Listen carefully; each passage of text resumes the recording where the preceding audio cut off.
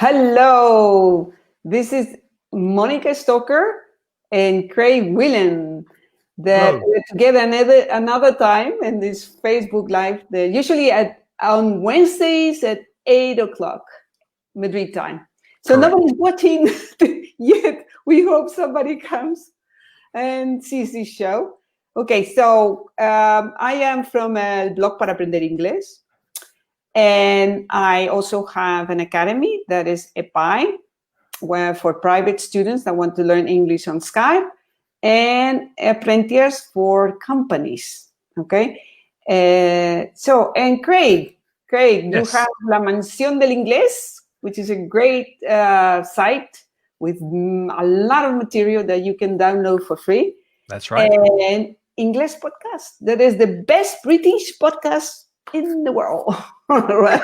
For Spanish speakers. Let's not go too far. Let's not build it up too much. It's for Spanish speakers, and you can find it at inglespodcast.com and Mention Inglés as well. As you can see at the bottom of the screen, Mention Inglés is mentioningles.com. Hi to Gemma. Gemma's with us. Gemma is a very loyal student. She's a wonderful student. Every week she's here with us. And studying. Yeah, and she's always with us and with Mansión del Inglés Facebook and EPI Facebook. So today, what's the topic for today? We have a nice topic. I like this topic. We do. I love this topic. It's word pairs. Actually, the technical term is irreversible binomials. That's the technical term, because bi means two, bicycle, etc. Bicentennial, binomial. Nomial's name. So when you get two words together in a fixed order, then they are word pairs, and that's the way you usually say them. You don't usually change the order. So we're going to give you 15 examples of word pairs today. Yeah, and this is why they're called irreversible. And in Spanish is the same, so that you cannot change the order. The whole thing is that it's collocation, actually. It's a kind of collocation, no? Yeah. So the thing is that you have two words that's always in the same order, and you cannot just go and say, no, this one first. No, you have to use always the words in the same order. So we had very nice, the first one we have, this is a very nice collocation, okay? Bread and butter. So pan y mantequilla, what could that mean? If you don't know the meaning, because it has a figurative meaning. Do you like bread and butter? I used to eat loads of bread and butter until I came to Spain. Now I usually eat bread with olive oil, especially toast. I prefer olive oil on toast. But bread and butter is a very English thing. And what I used to love to do with bread and butter is put chips, patatas fritas, inside like a sandwich, a bread and butter chip sandwich. And the chips melt the butter, and then the butter goes down your chin. And it's the most wonderful thing. You would probably have tortilla de patata, maybe, but bread and butter with chips inside is wonderful.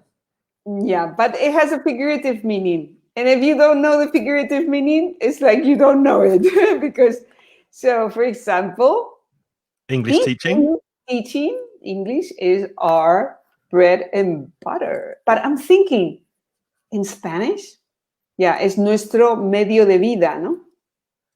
So, medio de vida. Como ganamos la vida, Livelihood. So, teaching is our bread and butter. And another example?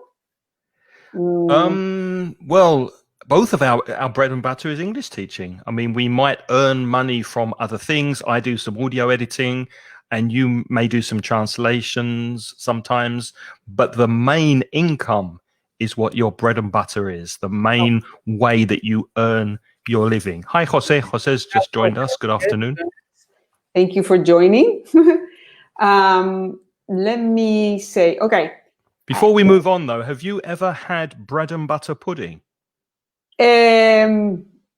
Pudding? No. Yeah, pudding is like it's a postre, it's sweet. Yeah, I know. Bread and butter. No, is that? It's wonderful. If you have, I don't know if Gemma and Jose knows, and anyone watching the replay, when you get bread that's old, what's the word for very old bread? Maybe it's 2 or 3 days old. Yeah. Do you know that word? It's the opposite of fresh. Stale. Yeah. Stale. So Yeah. when bread is stale, what do you do with old bread? Well, you can make a dessert called bread and butter pudding. So you put it in a dish with butter and with cinnamon and with sugar and with sultanas and currants and dried fruit and put it in the oven. It's wonderful. Bread and butter pudding. I do the same recipe, but I think it has milk. You know that I'm not very good at cooking. So. Yeah, I think it does have milk. Yeah. Yeah, I think I've seen that, but the bread needs to be stale. Well, yes, because if it's not stale, if you make it with fresh bread, it just disintegrates. It breaks up. So it needs to be hard. It needs to be stale bread.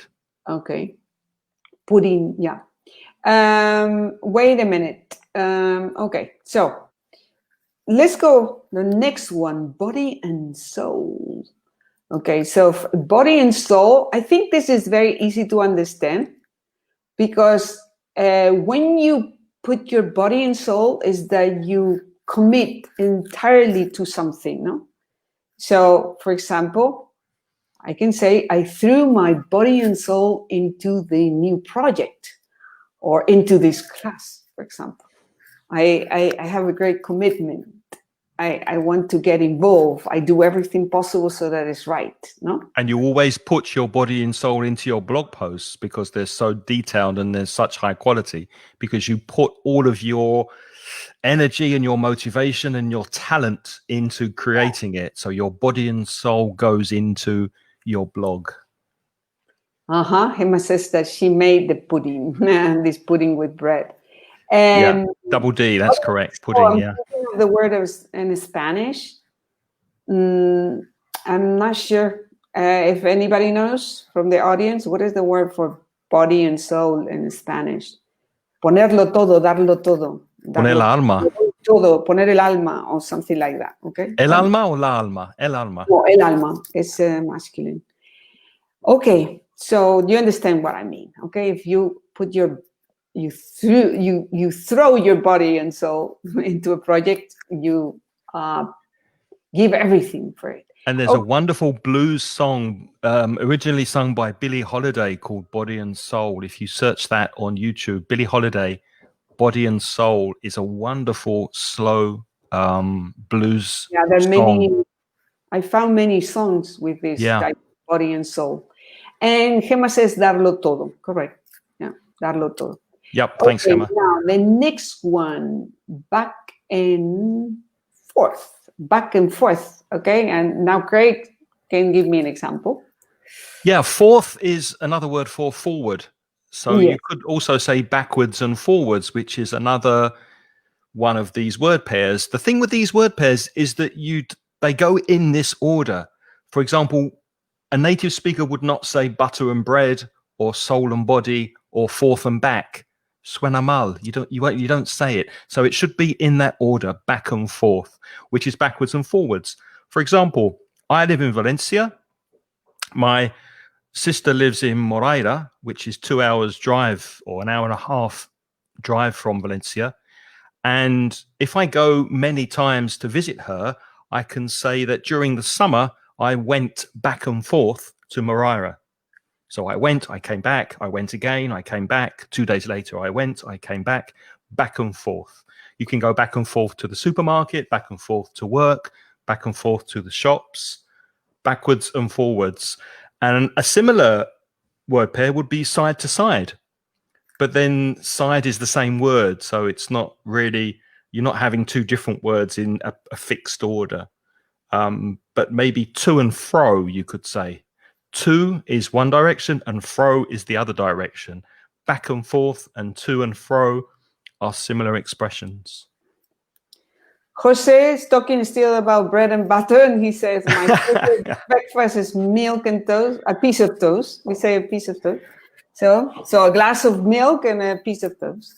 And yes, back and forth, I wanted to say that in Spanish probably is de aquí para allá.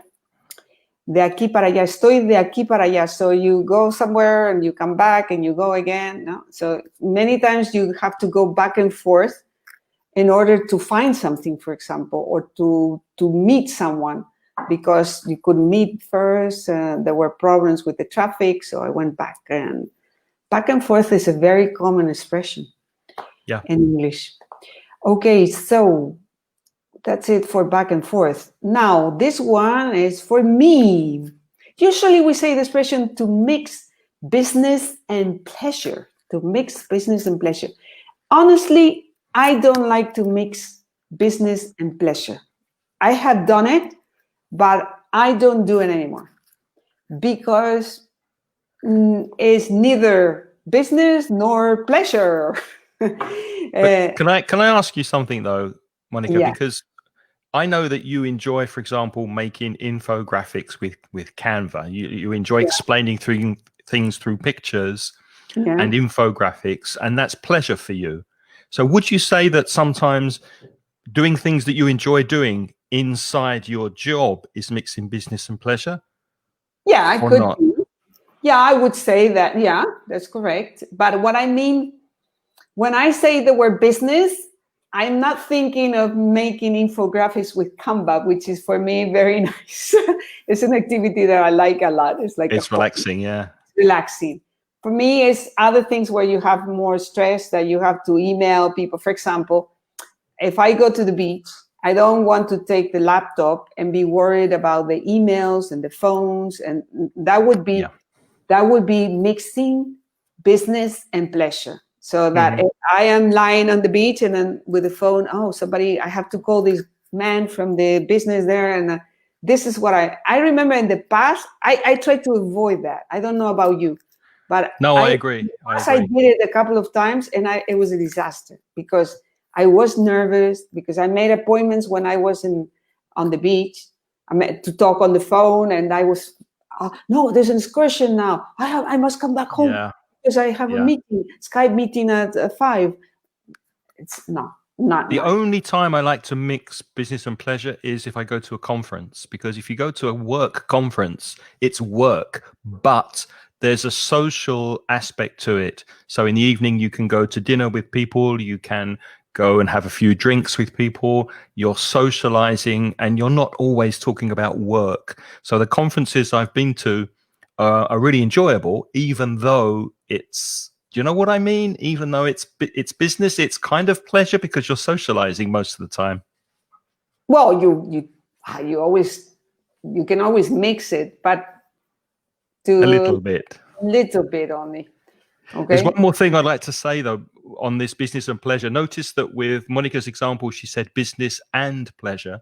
You sometimes hear business or pleasure, especially when you're traveling. Yes. So if you're at an airport, maybe someone could say, are you here on business or pleasure? Yes. But again, it's always in that order. It's never pleasure or business. They even ask you before you travel, because I usually do my bookings on this page booking, and they ask you, is this business or pleasure? So you click the type of trip, you're making. So the next one, and this I left to Craig for the example. This just Hammer said ida y vuelta for back and forth, which I don't think we mentioned. Yeah, ida y vuelta. Yeah, ida y vuelta. Thanks, Hammer. Yeah, but it also is the idea of de aquí para allá. So estoy de aquí para allá, meaning this is a little bit figuratively, meaning that you're all over the place, no? Just back and forth, yeah. Bits and pieces. Are you following the US election at the moment, Monica? Not too much, no. Me neither. Sometimes I turn on the news and I hear bits and pieces about the election, but I don't have a full picture. So maybe I'd say in Spanish, trozos, perhaps, like little bits and pieces here and there, little things, but I don't have a complete, full picture of what's going on. I just hear bits and pieces from time to time. Yes, that's a very good example. And yes, and if you break something, trozos is also, if you break, for example, a glass, there will be bits and pieces all over the floor. I broke a plate today at lunchtime. And there were bits and pieces all over the floor. It broke exactly in half. I dropped it in the sink, clean. So it wasn't in bits and pieces. It was just in two halves, and I threw it away. But yeah, it fell in the sink and it broke. It broke. Yeah. Okay, so sometimes it depends on the kind of material, of the kind of glass. Because, for example, in cars, the windshield, the glass is very, very strong, and it doesn't break into bits and pieces, because you would have an accident there also with all the pieces in your head if you have an accident, or somebody throws a stone. But some glass at home, for example, a glass, or how do you say, I forgot the name, glass and a wine glass. Mm-hmm. No, cup, a wine glass can break into bits and pieces because it's very thin. The glass is very, very thin. So it kind of explodes, goes like, and there are pieces all over. Okay. And then you have to sweep it and look everywhere. This small piece. Okay, so let's go. Victoria, thank you for coming. I don't really live anywhere. I always go back and forth. That's a good. That's a good example, Victoria. I don't really live anywhere. I always go back and forth. I'm going back and forth, because it's something that you do continuously, permanently. So that's it's a continuous tense. Okay. And also, Victoria, put the always before the verb. It's an adverb of frequency. So I sometimes go, I always go, I never go, I often go. Make sure it's before the verb. Yeah, and then Francisco says the car glass is not crystal. Yeah, it's a different kind of glass. Is shatterproof. That's a very good word. Shatterproof glass. It doesn't shatter into bits and pieces. Yes. Okay, the next one, give and take. That's for me. That we have a nice translation. Un toma y daca. Toma y daca. It means whenever, it's kind of like a compromise, you know? So I give something, you take something, but I give something. So an example, marriage is a give and take, because you have to compromise for things. And sometimes if you don't, it doesn't work. So it's many things are a give and take, you know, daily. We have this situation on a daily basis almost, no? Because maybe you don't like something, but you have to just agree and say, well, this is a give and take. She doesn't like this and I don't like that. Well, we are even, no? Yeah, you could use the word compromise, which is very important in a marriage or any relationship. Compromise is relationship to compromise. No, of give and take, give and take. Un toma y daca, okay? Now, next one for Craig. Nice and easy. Hi, Yaba's joined us. Yeah, sometimes we do this on Monica's Facebook page and sometimes on the Mansion Inglés, Yaba. So it's always a good idea to follow the link that we put on Twitter or on Facebook, so you're in the right place. So thanks for coming over anyway, Yaba. It's good to see you again. We're looking at word pairs. If you're just joining us, word pairs, words that tend to go in the same order and we don't mix the order. For example, nice and easy. We don't usually say easy and nice. Let's think of an example. Pilots fly aeroplanes. And you could say that the pilot landed the plane nice and easy. It was a nice and easy landing. Muy suave. How would you say nice and easy in Spanish? Is there an equivalent expression, Monica? Well, no, not exactly, because it's a kind of, you can say, for example, con calma. Cuidado con cuidado. Bien y tranquilamente, something like this. I don't know any expression that it is exactly the same meaning. You would have to use two adjectives there and say, sí, lo hizo muy bien, muy calmadamente. I was in at Christmas before the pandemic. I was lucky to go to Italy. I went to the north of Italy and I went to Modena and the area where the Ferrari factory is. And there was an opportunity to drive a Ferrari. You can drive a Ferrari for 30 minutes. So I did it. And it's the first time I'd driven a Ferrari. And I was really, really nervous. And I was trying to reverse the Ferrari to go on the road. nice and easy. I was trying to do it nice and easy because I know how valuable a new Ferrari is. Is that a true story? I did it. It's a true story. I did it nice and easy because I was very, very nervous about hitting something with the car because it's very, very valuable. So I needed to drive very carefully, or I needed to maneuver the car nice and easy. Nice and easy, yeah. Dejemos es fácilmente. Well, I would say more cuidadosamente. So, yeah, that's what Francisco said. Cuidadosamente y con calma. Con calma. Con calma. So is it true? It's a true story. But was this last summer? This was last Christmas, last January. Last Christmas, because you said last summer you didn't go anywhere. Yeah, Christmas. Nice. That's a nice experience. It was great. Yeah, we went to Bologna and Modena and Turin. And then you got to drive a Ferrari. And I got for 30 minutes. For 30 minutes. That's very nice. Well, even short, but nice. Okay, nice and easy. And then the next one, law and order. Okay, that's, well, it is the same in Spanish, actually. La ley, el orden. So some people don't respect this law and order. They don't like to have law, and they have no respect for law and order. No? For example, criminals. And in order to thrive, for example, a city, you need to have first law and order. Because if there's a war, for example, everything it's collapsing and there's no organization, you cannot thrive, you cannot grow, you cannot have businesses, you cannot have schools. So law and order in this sense is very important. But I don't know the exact how I looked it up at the dictionary, but I didn't like the translation, ley y orden, because we don't say that in Spanish.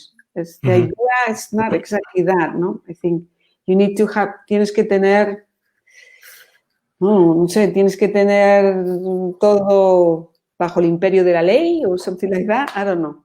That doesn't sound well. That doesn't sound well in Spanish somehow. And it's a word pair that we hear a lot at the moment as in the news coming out of the US, because in cities like Portland, they're having problems maintaining or keeping law and order in cities because of demonstrations and problems with the police and Black Lives Matter.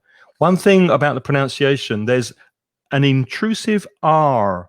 Does I go that way or that way? How do you do an R? That way. An intrusive R in law, because we don't say law and order, we say law and order. So there's a R sound after law and order, law and order. And nice and easy as well. Nice, not nice and easy, nice and easy. Nice and easy. That's the connected speech. Yes, weak forms and connected speech. But it's interesting that there's that R sound that is not, there's no letter R, but we say a letter R. We say law and order. Yeah, and I thought British people didn't pronounce the letter R. Not the same way you do with perro. No, but it doesn't exist almost in British English. It's you avoid the R almost always, at least at the end of the words, like in teacher, or but I think it's silent most of the time. Yabar, who's from Mexico, says in Mexico it's similar to con todos las de la ley. Ah, that's good. In Mexico. That's very good. Thank you. Interesting. Yeah, todas las de la ley. Maybe that's it's similar to con todas las de la ley. Yeah, could be. This is good. Good translation, probably. Depends very much in the context also, because there's not exactly the precise word. You have to think about the context. Now let's go to the following one: in and out, in and out, in and out, in and out, in and out. So it's self-explanatory. In is dentro, out is fuera. But this idea of going in somewhere and then immediately out somewhere, it's very similar to one we had earlier, back and forth, in and out. let me give you an example. Smuggling drugs, taking drugs illegally from one country to another, you could say it was an in and out operation. It was an in and out operation. So they took the drugs in and out of the country, for example, something that goes in and then out again. You can also say inside and out, which has a slightly different meaning. It means thoroughly, completely. I cleaned the house inside and out, totally cleaned the house. But this in and out will be, I suppose, in Spanish the same, wouldn't it, Mónica? Yes, it is the same. Yes, dentro y this is the only translation I can think of. For example, he went in and out the meeting so fast that we barely saw him. So in and out. He was in and out in a second. In a second. So entró y salió y no me enteré. That's one idea that I have with this in and out, in and out. Okay, the next one, trial and error. Trial and error is the same in Spanish. Ensayo y prueba. A ver, no. How do you say ensayo y error? Ensayo y error. No. Yes, ensayo y error. It means that, you test the things before you learn by trial and error. Many people learn by this method because if I don't know, for example, how this software works, we are using now this StreamYard software to broadcast this stream live Facebook. Craig and I will always go by trial and error. If it doesn't work, well, let's try another thing. Let's test this. Let's test that. That is what we do. Okay. So I bet the audience too, the students too. Ensayo y error. Yeah, that's it, Herman. Everybody does this. At least I do it all the time because I don't know if it's going to work. So I just test it. It's just another way of saying to test something, no? Also, you can't really learn a language without trial and error. You learn grammar, but then when you learn the grammar, you have to manipulate the grammar using different vocabulary. So you can learn the second conditional, the third conditional, but then you have to give your example. So you're playing with the grammar. You're trying things to see if it works. So that's trial and error. You experiment, you get corrected, you get guided, you notice your mistakes, and you improve with trial and error. So it's very easy to understand that word per, and this one is also very easy. Okay. Sooner or later, we're all hoping and praying for a vaccine so that we can get our lives back to some kind of normality, although I don't think we will ever be back to where we were before coronavirus. But hopefully, sooner or later, there will be a virus. A virus? No.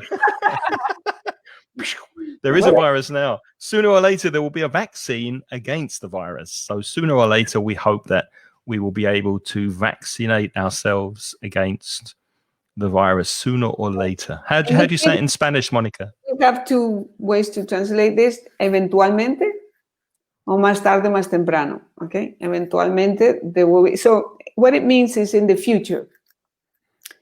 And one moment in the future, something will happen. So it's like a prediction. No? Sooner or later, if you train, for example, if you train every day, sooner or later, you'll be in shape. No? So we don't know exactly when, but it will happen. This is the idea of this expression. So if I keep on with my diet, sooner or later, I'll lose weight. Yes. Yes, that's true. But if you don't go on a diet, that will never happen. It will be later rather than sooner. Yes. Okay. Now, let's see if there's any other comment. Antes o después tendremos una vacuna. Yes, this is a good translation, Francisco. Well done, Francisco. That's it. Yes, I like it. I like that translation. Now we go to supply and demand. Okay, so is that my term or your term? That's you, supply and demand. Supply and demand. I like this term because it's from economics. The supply and demand is oferta y demanda. So many prices are set by supply and demand because it's the number of people that are interested in buying something that determines the price. If it is a free market, okay, and if nobody can put the price, it is the prices of houses, for example. If you want something very much, if everybody wants something, then the prices, they rise, no? And if not, and nobody wants something, then they go down, they drop. Okay. Do you remember at the beginning of the pandemic? Yeah. Do you remember when it was really difficult to find masks and hand sanitizers and toilet paper? It was really difficult to find toilet paper because the demand had exceeded the supply. Exceeded the supply. And then there's another thing, that the prices of the mask were very expensive. Yeah. I remember at the beginning when I bought, they asked me like 20 euros. Or there was a the first masks that were sold were very, very expensive.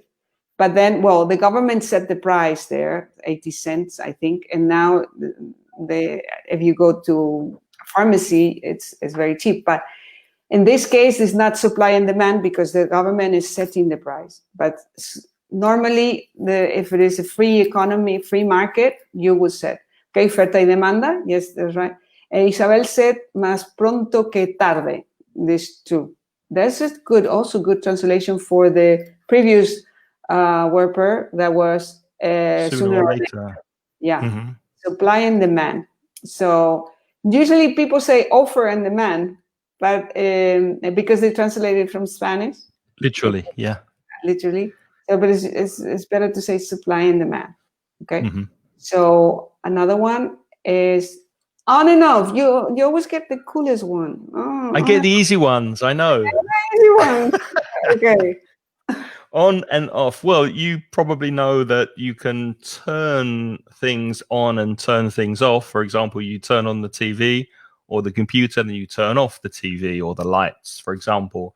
But when it's a word pair, you can use it in the meaning of from time to time or occasionally. So maybe you start something, then you stop, then you start it, then you stop.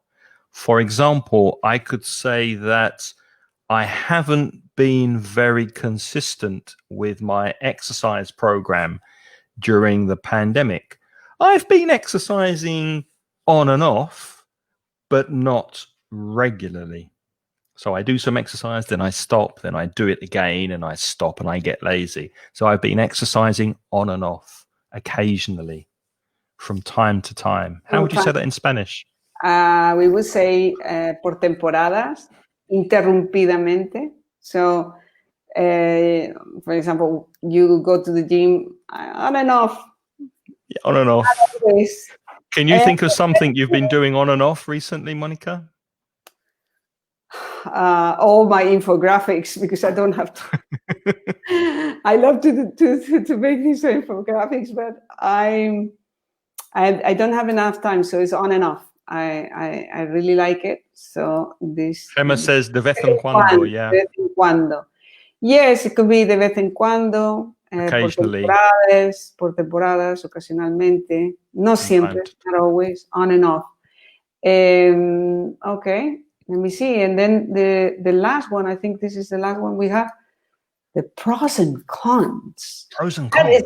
That is very easy because it's the same in Spanish, I think. So it's like advantages and disadvantages. So if you want to make a decision, a wise decision, you have to consider or weigh the pros and cons, because if it's you have to think about what is in favor and what is against that. And that is the meaning. This is a Latin expression, the pros and cons.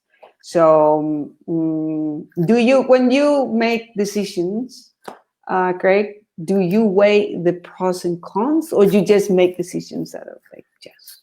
It depends on the decision. If it's an important decision, I will literally sit down with a pen and paper and make 2 columns and have the pros on one side, the cons on the other. So the fors and the againsts in 2 columns, and I'll make a list and see which, are there more pros, are there more cons? And that helps me to put things in perspective and decide. And you used a nice collocation. You said to weigh the pros and cons, to weigh, pesar, so to weigh, or you could use a phrasal verb to weigh up, the pros and cons of a situation. Because people don't understand the word weigh, sometimes I say consider, but I don't, you have to consider. That sounds more formal. But well, if it's a phrasal verb, weigh up, it will be more informal. So yeah, we need to weigh up the pros and cons, and that's W-E-I-G-H, weigh, pesar, not W-A-Y, W-E-I-G-H. Let me see. A intervalos, Gemma says a intervalos for the previous one that was on and off. Victoria says, nowadays we got to see our families and friends on and off. It's a pity. Yeah. It is a pity. It is true. Okay, so now I can show a summary. I prepare a presentation, okay, and I want to show it to you, but I'm not sure it's going to work because I've been testing the software with Craig before. And let's see if we can all share. I can share the screen, my screen. This is trial and error. You're seeing trial and error in action. Okay, so this is, I don't know if it's going now. And then I do like this, and we're going to go from. Are you seeing it? Yes, because I don't see anything. So you see workers. Here we have teaching is our bread and butter. Craig, can you read this one? Yeah, the next one is body and soul. So Monica's example, I threw my body and soul into the new project. So threw is the past tense of to throw. It's irregular. I threw my body and soul into the new project. Remember that weak sound in the middle. Body and soul. Body and soul. Then the next one is they went back and forth to find a new home. Okay, so it's very easy to see. They're walking around. This and one. Monica doesn't like to mix business and pleasure. She likes to separate business and pleasure. So I don't like to mix business and pleasure. And notice again that weak sound, business and pleasure, business and pleasure. Now bits and pieces. There were broken bits and pieces of glass all over the floor. So there we have it, no? The bits and pieces. Bits and pieces. Marriage, like most relationships, is a give and take situation. So you need to give and take in any relationship, if it's business or if it's personal. Marriage is give and take, or marriage is a give and take relationship. Yeah, and toma y daca, remember that. Now, here we have an example. He hit the ball nice and easy. Nice and easy. He said, calmadamente y cuidadosamente, ¿no? With nice and easy, we didn't mention it, but you can add to the end of that expression, nice and easy does it. And imagine you're lifting something very heavy. It's very valuable. It's a painting or a computer screen, and you have to be very, very careful. You could say to someone, nice and easy does it, which means be careful. Do it gently. Nice and easy does it. Yeah, nice and easy. Now, next example. Some people have no respect for law and order, which is a shame. No respect for law and order. I like the pictures. I chose pictures. I thought they were funny, something very light. So we have here the expression in and out, in and out. She was in and out of the meeting so fast, we barely saw her. So we couldn't even see her face because she just came in and she went out. So in and out, in and out. I was in and out. I didn't have time. Okay, in and out. And the next one is... Many people learn by trial and error. If you're learning a language and you're studying English, you have to practice, you have to make speak mistakes. and make mistakes, and you learn by trial and error. Notice the preposition by there. So we're learning this software by trial and error. Right, correct. Sooner or later, if you train, sooner or later you'll be in shape. To be in shape is to be very In forma. Yes, to be in forma. To your muscles are all tight, and which never happens. So, there's only people that spend the whole day at the gym that can do this. Okay. See, this is what they tell you, but it's a lie. If you train, you don't always sooner or later become suddenly in shape. It's not true. No, but if you train a lot and if you eat the right thing, maybe when you're 20 years old and you're young, yeah, but not when you're 40, my age. 60.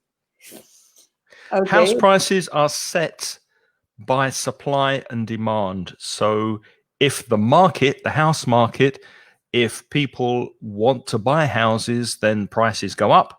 And if they don't want to buy, it goes down because demand goes down. So most prices in the market are set by supply and demand. Oh, here you have an example, on and off. Because of the COVID, I have been going to classes on and off. This has happened to many people that are studying, because for the last 6 months, I think, because there are many problems. And so you could say you go to classes on and off. You're not always there. Okay. Have you noticed that your students have been studying on and off? They haven't been very consistent? Yeah. This is very common. They study English on and off. This is very, very common. Okay. And this is the last one. So before making a decision, you have to consider the pros and cons, the advantages and the disadvantages, the pluses and the minuses. So consider the pros and cons of the situation before you decide. Mm-hmm. Okay, that's it. And so I can just go back here. I don't know. I couldn't see anything. I only saw the PowerPoint presentation, so I didn't know where. Yeah, it worked well. That was nice. So we know we can do it, because by trial and error, we have found another skill with this software. Victoria says, "Thank you for enriching my vocabulary," which is a lovely expression. To enrich. We've enriched Victoria's vocabulary. Sounds very formal. No, thanks to you, because thanks for the 8 people that came, but it's enough so that we have an audience and we have the replay. Okay. Mm-hmm. So I don't know, anything else? Any other comments? No, only to say that again, your website, Monica, if people want to, if they're interested in classes.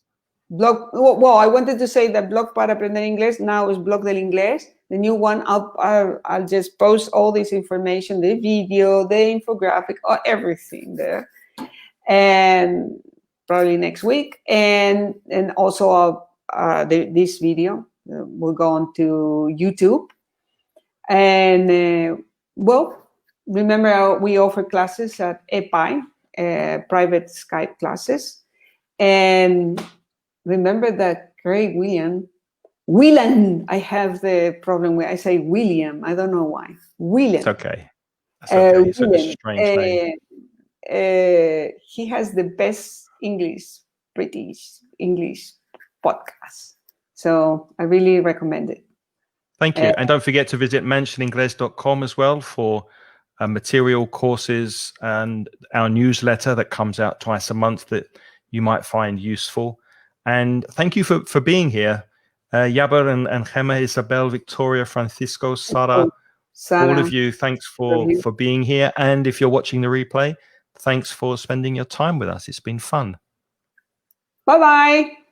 See you soon. Take care and stay safe.